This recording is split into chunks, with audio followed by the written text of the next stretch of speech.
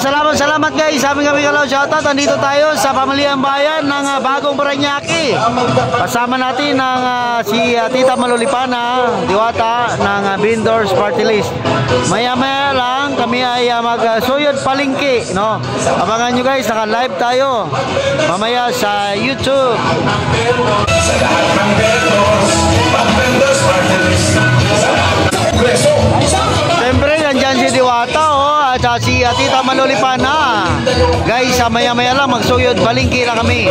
Kaya ito po ang Pamiliang Bayan ng Bagong Parañaque, no? May simbahan pa at medyo busy na ngayong oras na ito dito guys, ano, grabe, no?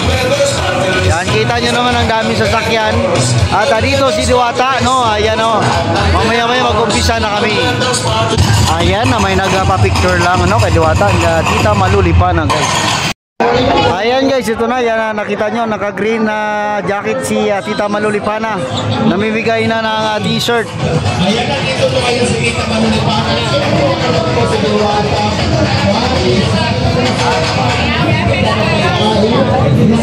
First time sa Vendors Party List na tayo na Vendors Party List. Ayan, namimigay ng t-shirt. So guys, number 67 na Vendors Party List.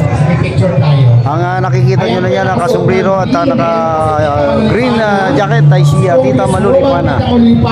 Ayan, namimigay yung grabe. Yan guys, ito po ang Bagong Parañaque Public Market. Ayan, nandito din pala si Diwata. Diwata guys, andyan. Lipanang founding chairman ng Vendors Party List. Siya po ang ating magiging boses at magiging si Tita Malulipana. Yan guys. At si Diwata, no? Yes, ayan guys. Ayun, no, ayan guys, si Tita Malulipana, ang daming nangihin ng t-shirt. Ang ganda ng quality ng t-shirt nila, no? Ang ganda sa katawan. Nandito po ang ating founding chairman, si Tita Malulipana. Yan ang Congresswoman Tita Malo. Siya po yung ating magiging boses at magiging tagapagtanggol sa bawat schools o bawat mga kabarangay natin dito, mga ka-vendors natin dito sa lungsod ng Parañaque. Magandang umaga po. Hello! Hello! Hi! Hello! Siyempre, bago ako mag-umpisa, konting message lang ito, no? Magpapasalamat tayo. Siyempre, magpapasalamat tayo sa ating napaka-sipag at napakabait nating mayor dito sa lungsod ng Parañaque, kay Mayor Eric Olivares. And siyempre, kay Kong Edwin Olivares, salamat po ng marami. And palakpakan naman dyan sa ating minamahal na Congressman and Mayor Olivares. Ayan, salamat po na marami. Eh syempre, hindi rin mabubuo yung araw namin dito ngayon. Hindi po kami makapagbigay ng saya at hindi namin makakadaupang palad lahat po ng ating marami pala sa taas. Yes, maraming salamat po. Sa ating mga ka-vendors dyan sa taas, salamat po na marami sa ating OIC Public Market ato, sa ating napakasipag, syempre napakabait, at syempre pinagbigyan kami pumunta dito kay Sir Renato R. Jose. Kay Sir Renato Jose. And syempre kay Sir, sa ating Presidente na sa lahat po ng nakikinig sa amin, sa lahat po na nakadaon po, pahapyaw lang po ito tungkol po sa Vendors Party List po. Ang Vendors Party List po ay isa pong organisasyon na nakabase po ito sa Metro Manila, na kung saan po lahat naman po buong Pilipinas po ay pinaglilingkuran po ng Vendors Party List po. Okay, una po, tatlo lang naman po ang aming hangarin para sa ating mga kapwa-vendors. By the way, ako po si Malulipana, ako po ang founding chairman, ako po ang first nominee po ng Vendors Party List po, and ako din po yung founding chairman po nito. Ang unang, tatlo lang po, tatandaan natin, ang layunin lang po ng Vendors Party List ay 3K po. Tandaan nyo po, baka itanong po ito ni Diwata mamaya. Una po, syempre, yung kapakanan. Una po, kapakanan ng lahat po ng maninindang Pilipino, napakahalaga po nito. Yes. Diba? Ayan. Siyempre, kailangan maproteksyonan natin, katulad ni Diwata. Okay? Kailangan na sa kapakanan, nandun yung protection. Kailangan maproteksyonan natin yung mga, sa lahat po ng halimbawa, pang-abuso o kung ano man siya, kailangan maproteksyonan. At kaya po nandito ang Vendors Party List. Kami po magiging boses nyo patungo po sa ating gobyerno. Pangalawa po, kalusugan. Napakalaga po ng kalusugan. Ito po ang aming proyekto na talaga naman po siguro po kami pa lang po ang gagawa nito. Kasi napakalaga po sa mga ating kapwa vendors o ating mga ka-vendors na tinatawag. Kasi po ang mga ka-vendors po natin ay talaga namang sa araw, maulanan, maarawan, nasa kanila lahat ng usok. So, kumbaga prone po sila o sila po ay malapit sa anumang sakit. Na kung saan po, ang balak po natin, tayo po ay maglalagay po tayo ng magkakaroon tayo ng membership o magkakaroon tayo ng ID system na kung saan po, yung ID nyo na po, maglalagay tayo, di ba po din sa Parañaque, isang private hospital po. Kasi meron naman po ang gobyernong pondo dyan. Hindi lang nagagamit, gawa po ng wala pong representative o wala pong nangunguna para sa mga ka-vendors. Maglalagay tayo ng ID na po maglalagay tayo ng budget po sa isang hospital na kung saan yung mga miyembro po ng vendors party list po ay may ID na ipapakita lang, hindi nyo na kailangan ng guarantee letter, hindi nyo na kailangan ng kung ano-ano pa. Yun na ipapakita nyo kasi malalaman namin yun po sa isang hospital, ng Mercury Drug, makikita namin kung may budget pa, okay, pwede pa nila gamitin ito. So, yun yung pinaka-makasimple kasi napakahirap po sa ating mga manininda na lagi sila nagkakasakit. Tapos, minsan, bago pa matanggap sa isang hospital, lumalala na yung sakit bago sila matanggap, kawawa naman ho.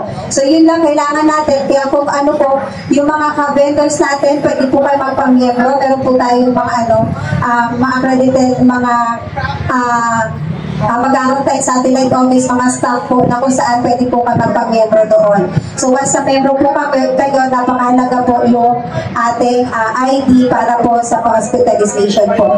Kasi yan po talagang number one namin project po, lalo na po sa mga katulad natin mga vendor na napakalapitin nila sa sakit gawa ng yun nga, sabi ko maulanan, maaraw. Para yung ID, pwede nyo na may entry pass nila para mabilis papasok. Yes, ID lang. ID lang, yun na yun. Kumbaga, hindi nyo na kailangan maghanap ng deposit, hindi nyo na kailangan ng ganito kasi meron po kayong ID na ito, may budget yun. Kami naman sa part namin, lagi kami nakabatay na dapat siguraduhin na may budget doon para sa mga manininda o para sa ating mga miyembro. Okay, pangatlo po, ito po dito ang kaunlaran. 3K na tayo.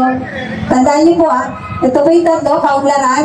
Dito naman po papasok, syempre may mga training tayo. At higit sa lahat, ano ang problema lagi ng mga maninindang Pilipino?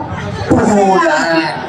So number 1, pag magtatayo tayo ng satellite office dito sa Lungsod ng Parañaque o NCR, na kung saan lahat din po ng miyembro, kasi kayo din po ang magtatalaga ng magtatayo tayo ng kooperatiba, tandaan niyo po, na kung saan dito rin po sa inyong lugar, kayo rin po maglalagay ng board of directors, kung saan po sila rin po yung lalapitan nyo in the event na hihiram kayo ng puhunan. Kasi may nakaalam din tayo dyan, maglalagay tayo ng budget na dapat, ito sa Albawa, Parañaque, ito makasya to sa lahat po pwede mo miram ng puhunan, let's say 5,000 pesos, hihiram kayo para pampaikot nyo naman, pero ibabalik nyo rin po, pero syempre, wala naman pong tubo. I would use nga para sa mga vendors. Normally kasi, pag yung mga katulad nating kapwa vendors, alam nyo naman po, pag mangungutang tayo sa utangan, yan.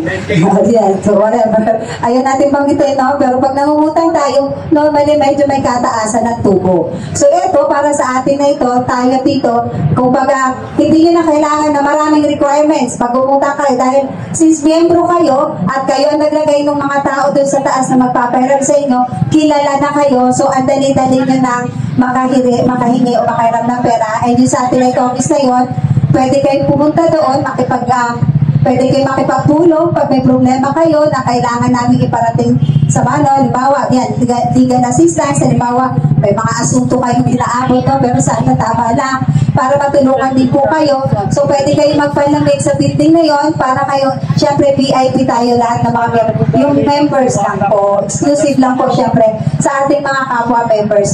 So, yung 3 yun, KKK, tandaan, una, kapakana.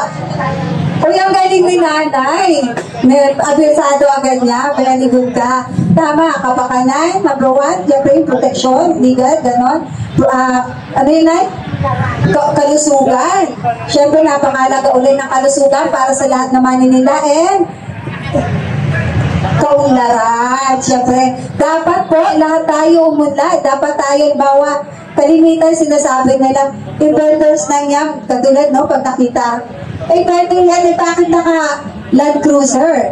Si Diwata, inventor yan, bakit naka Yes. ng sasakyan, hindi ho. Alam nyo ba, sa pagiging pictures kasi huwag yung langin lang yung picture. Kasi ako bilang isang tao na nakatira sa ilalim ng tulay, literal. So dahil sa pagiging pictures ko ngayon, di ko naman pinagmamalaki, gusto ko ma-inspire sa story ko. Meron na akong 5 sasakyan ngayon. Diba? Dahil sa pagiging picture. Oo, dati nakatira ka sa Sa ilalim ng tulay, pero ngayon, sa ibabaw na ng tulay. Oo, diba? Laking Dahil bagay. sa pagiging picture ko. Yun ang sinasabi ko, na lahat tayo may pag-asa na magtutulungan lang tayo. Huwag tayo maghilang pababa. Kasi pag nagtulungan tayo, katulad ko rin, katulad ni Diwata, ako po ay dati rin po akong vendor sa Pasig. Ay, Pasay naman po. Pero may nasa Pasig na ako. Ang dati ko po, kung dati naalala niyo may King of Balls, ako po ay Queen of Balls. Eh, dati rin po ako may ukay-ukay. Yes. Mga siumay, di ba? Inawa kita dati ni Madam Pan sa nakakaalam. Yes, oo. Tapos siyempre ngayon, nakakaangat-angat na. Sabi nga na iba, bago mo tulungan ng iba, siyempre tulungan mo muna sarili mo. So, ngayon, ito ko ngayon, siyempre nakakaangat-angat na, no? Pero di ko na kailangan sabihin ko ano man. Ano, pero At sa mga kagandahan dito, may isi-share mo sa mga vendors, may tuturo mo sa kanila yung tamang pagninegosyo para makaabot din. Dati ko sa kaunlaran, pasok sa kaunlaran. Nandun yung pasok sa kaunlaran na magkakaroon tayo ng training, seminar para po sa ano naman po yun. Yes, so hindi lang pa sa nagtinda ka, kailangan talaga may alam ka din kung paano palaguin yung tindahan. Ilan na yung branches mo? Actually, kung dating card lang ako sa kalsada, ngayon maraming salamat sa Diyos kasi meron na akong 5 malalaking palisan na may pisto na. Yes. At marami pa akong ginagawa. Marami na akong franchising at Diwata Paris over. Sa tinagal-tagal ng panahon, ngayon pa lang po, magkakaroon ng boses sa Kongreso o magkakaroon ng representative ang mga kapwa natin vendors. Sana, yun, hinihiling ko po sana sa ating mga kapwa vendors na sana suportahan niyo po at tulungan niyo po ang ating vendors party list po para po magkaroon tayo ng boses. And sinisiguro ko sa inyo, ako po nakaharap sa harapan niyo ngayon, yung iba nasa likuran ko. Ayan, tulungan niyo po kami mga vendors party list po. And sinisiguro ko po sa inyo bilang ako po ang founding chairman nito. Ako ano man po yung sinabi ko, sinisigurado ko tutuparin ko. And ever po na hindi ko po sinabi sa inyo. Ayun, pwede madali lang po akong hanapin, pwede po madali i-google para matulad Diwata yung pangalan ko. Siyempre sikat na talaga siya. At saka hindi lang yun, Hindi nyo sinungaling ako. magtatayo tayo dito mismo, di ba makikipag Yes. tulungan tayo sa administrasyon ng Paranaque City Yes. para nga yung mga taga Paranaque doon na lang lalapit, hindi na kami hahanapin. Nandito lang mismo sa Paranaque yung vendors party list, meron dito sa atin office na kung saan Yes. lahat ng vendors na may pangkailangan doon na lang lalapit. So yun. And syempre lahat ng mga Tandaan niyo po yan pag nanalo sa vendor party list. yes, yung mga proyekto din syempre ng ating buting mayor, every nasusunod. Pero mga res yan, kami ay naka-full supported dahil talaga namang tutulong kami sa kanilang mga Makipag-ugnayan tayo sa kanila para So, sa ngayon po, ibibigay ko kay Diwata na naman yung floor kasi magbibigay ko Vendors party list.